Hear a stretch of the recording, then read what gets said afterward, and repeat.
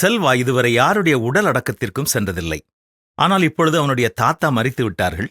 அவர்களது அடக்கத்திற்கு செல்ல வேண்டும் என்ற நேரம் வந்தபொழுது அவனுக்குள் ஒரு பயம் வந்தது. இதை கவனித்த அவனுடைய தாய் அவனை பார்த்து, தாத்தா உனக்கு கற்றுத்தந்த எல்லா நல்ல காரியங்களையும் நினைத்துக் கொண்டே இரு.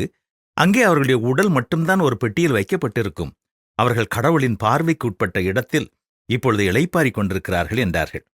செல்வா தலையை ஆட்டிக்கொண்டான்.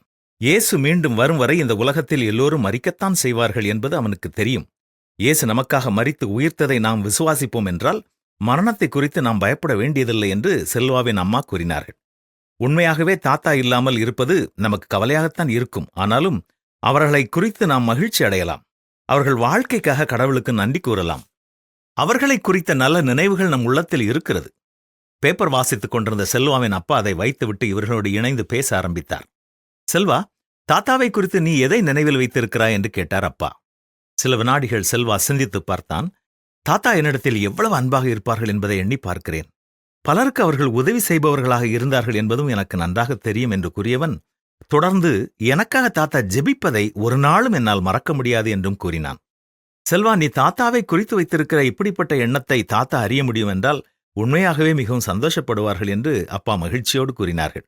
அது மட்டுமல்ல, நான் மரணமடையும் போதும் என்னை குறித்தும் மற்றவர்கள் இப்படி நல்ல நினைவுகளை வைக்க வேண்டும் என்றுதான் விரும்புகிறேன் என்றும் கூறினார்கள். இந்த வார்த்தை செல்வாவினுடைய வாழ்நாளெல்லாம் அவன் நினைவில் நின்றது.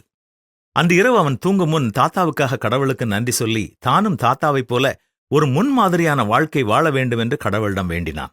நம்முடைய நேரம் வரும்பொழுது கடவுள் நம்மையும் இந்த உலகத்திலிருந்து எடுத்துக்கொள்ளும் பொழுது மற்றவர்கள் நம்மை குறித்து எப்படிப்பட்ட எண்ணங்களை வைத்திருப்பார்கள்? பரிசுத்த வேதம் கூறும் கடவுளின் நினைவு புத்தகத்தில் நம்மை குறித்து என்ன எழுதப்படும்? நாம் உண்மையுள்ளவர்களாக இருந்தோம், அன்புள்ளவர்களாக இருந்தோம், மற்றவர்களுக்கு உதவி செய்கிறவர்களாக இருந்தோம் என்று எழுதப்படுமா? நீங்கள் மற்றவர்களுக்காக கடவுளிடம் வேண்டிக் கொண்டீர்கள், கடவுளின் அன்பை மற்றவர்களுக்குச் சொன்னீர்கள் என்று உங்களை குறித்து எழுதப்படுமா?